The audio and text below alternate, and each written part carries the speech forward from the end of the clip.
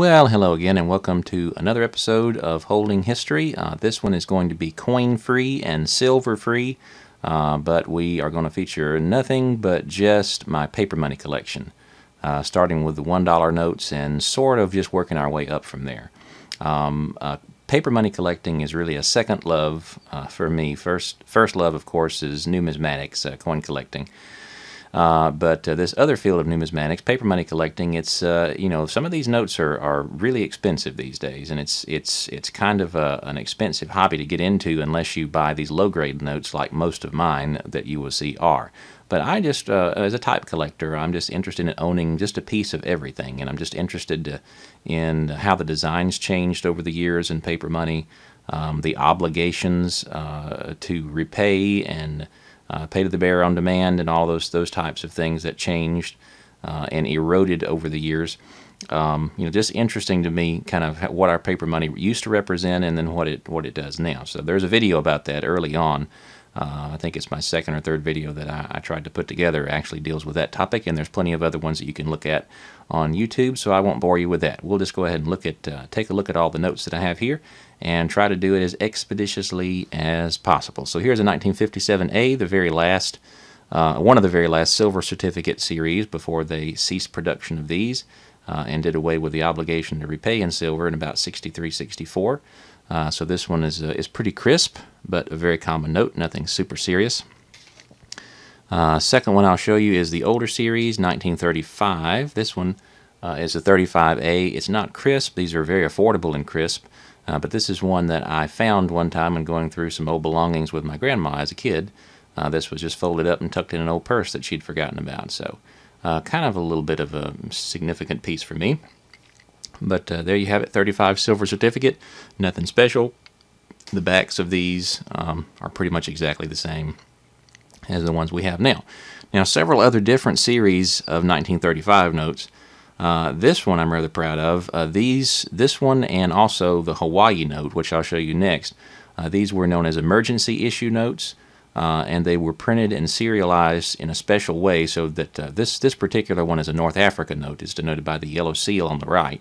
And these were sent over to the North African theater and used as currency there, and these serial numbers were obviously kept track of so that if they were captured by the enemy, they could be demonetized at any point and prevent the enemy from recovering cash that they could use in some other form. So this particular one is a short snorter note. It's got a lot of signatures on here, a lot of history.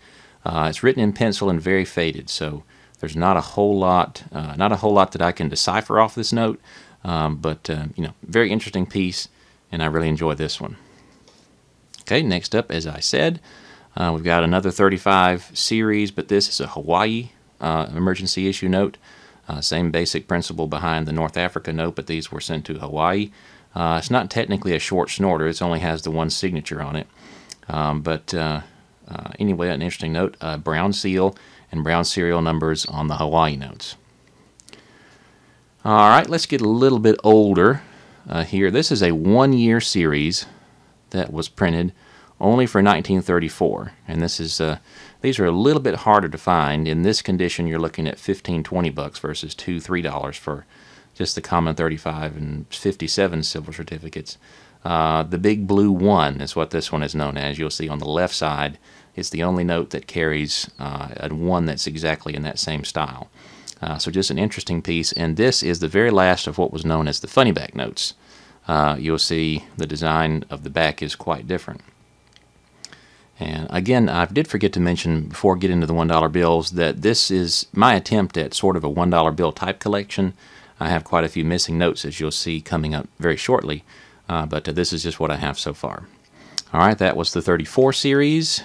Here is a 1928.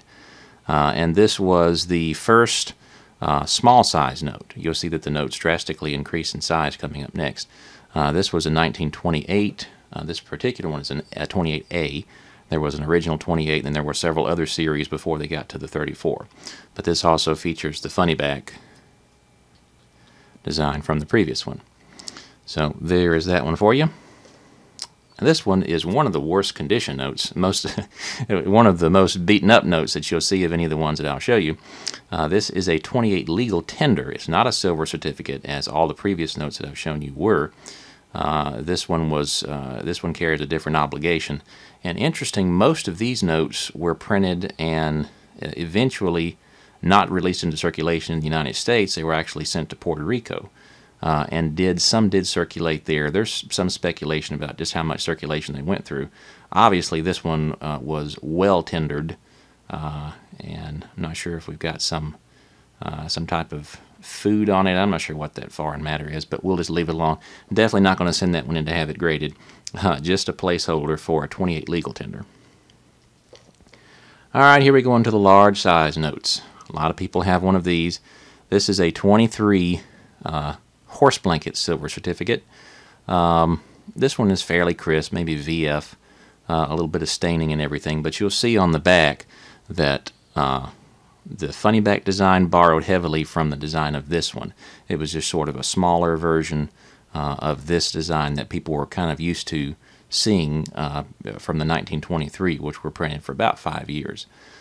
So most of these notes and most of the ones that you'll see to follow, the custom was to fold it once down the center and then fold it all the way long ways, because these were just so massively large. Just for comparison, I'll put this Funnyback up against it. Just as you can see, quite a bit larger. So whenever they changed the design and shrank the size of the notes, you can imagine having to retool bank drawers and teller vaults and all sort of things at banks, and just cash registers in general and things. So just a lot of change between the 23s and the 28s. And I don't think the 28s were very popular for a little while, but people got used to them. All right, a 23, first large size. And here we go straight into a fairly familiar one.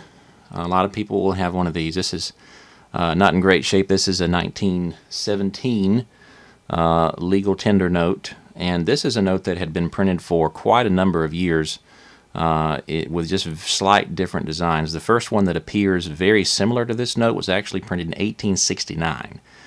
You've got a 69, you've got a 74, 75, 78, and 1880 that were all printed very, very similar to this, with just the seals would change and the design would just vary very, very little. But this is one of the last of the series. Spielman in white would indicate that this note was printed not too long before 1923. So this is one of the last. They call these sawhorses because of the X pattern here. It was like a construction sawhorse that you would use to do some carpentering. But again, this one's very poor, but you have the large red seal, and it's a very late 1917 series. Along these same lines, and this is one that is kind of a tough one to categorize. This is it's national currency, but it's not a national banknote per se. This is a Federal Reserve banknote. So these were only issued by the 12 Federal Reserve banks, but they were not true Federal Reserve notes, Federal Reserve bank notes. The obligation is very complicated. It's very different from just the regular Federal Reserve notes, and these were only issued for 1918 is the series on here. They were authorized in 14 by the Federal Reserve Act, but they were issued 1918. So this one is a San Francisco. Got a little hole in here. We'll call it a bullet hole to make it interesting. And these are called the Screaming Eagle notes, because on the back you'll see there is an eagle, and he or she is screaming and carrying the flag. Got a little rust on this note. Not in great shape at all, but it is another placeholder for a fairly interesting note. Moving right along, another very popular issue, the Black Eagle Silver Certificate from 1899. And these were very popular. You have Lincoln and Grant on the front, along with the Black Eagle, and the reverse is just stylized, a lot of stenciling, a lot of calligraphy type thing. And this was part of the series. The 1899 was this note, the $2 note, which I do have one of coming up shortly, and then a $5 Chief note, which I do not yet own. Those in this condition go for about $400. It just as wrinkled as this one is. So that's kind of a big outlay for me right now. So we will have to hold off on the chief note. One of my more expensive dollar notes. This is the 1896 silver certificate, and it is one of the what's known as the educational notes. Extremely highly detailed notes.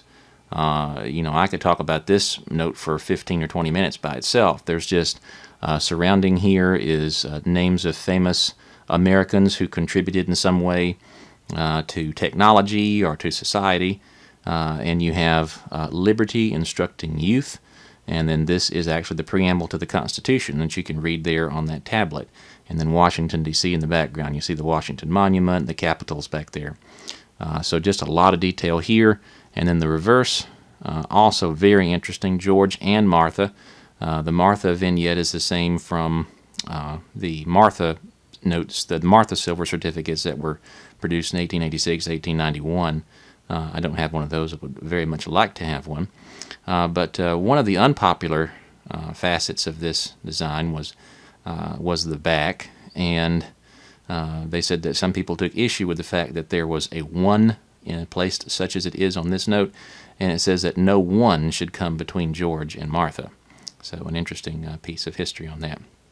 The $5 note is considered very widely the most beautiful of any currency design that the United States produced. They are extremely expensive, and they feature quite a few instances of nudity, so they were quite unpopular with evangelicals, and one of the reasons why this series was only from 1896 until it was replaced in 1899. So that's the educational note. And then before that, there would have been quite a few other issues I don't have yet. The expensive Sawhorse issues, the Rainbow 1869, but I do have the very first, United States $1 note, and that is one of these. It's the original Greenback Note from 1862. This one is they were printed on extremely thin paper, so they were very easily wrinkled and soiled. Honorable Chase is on the front, who was later a great opponent of the Legal Tender Act that was passed during the Civil War by the North.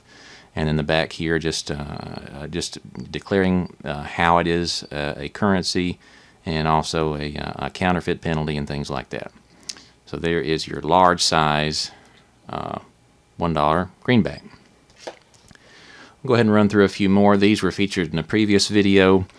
This is a $5 Federal Reserve note from 1914, and you have Columbus sighting land on the left, and the Pilgrims landing at Plymouth Rock on the right.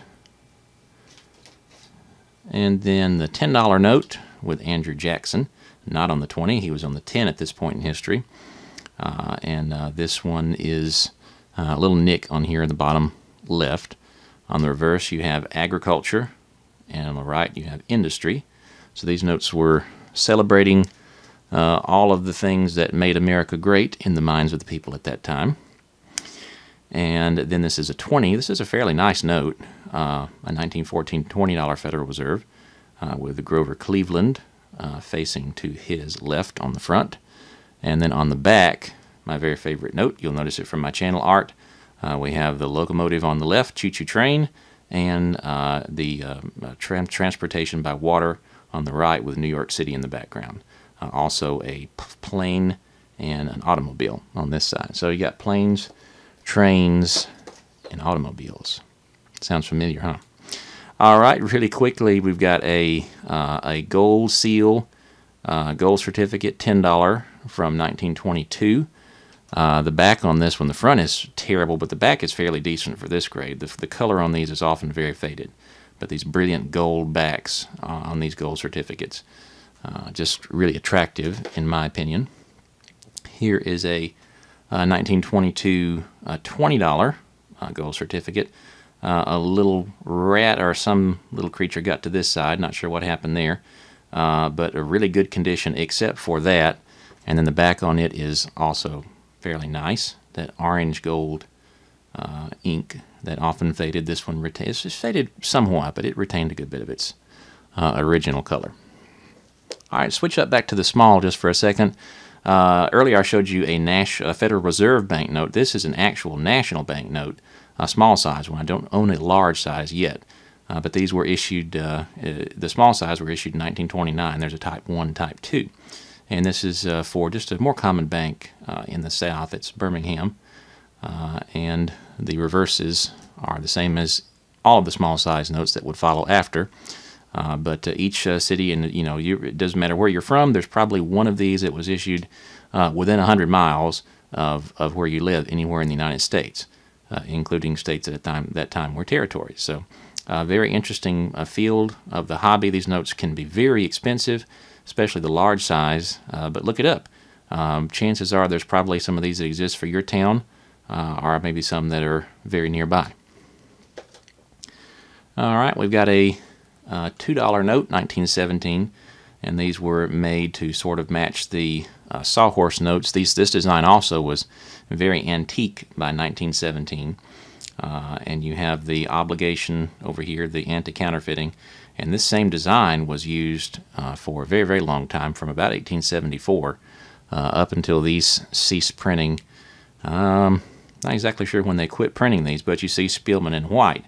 So this note was printed sometime around the early 1920s, and still just an unchanged design. You had a vignette on the front that did not feature automobiles. It was still just horses and carriages, as late as the 1920s, where automobiles were fairly common already.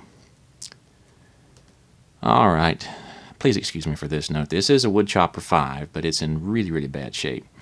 This is in 1907. You got Elliot in white on the front.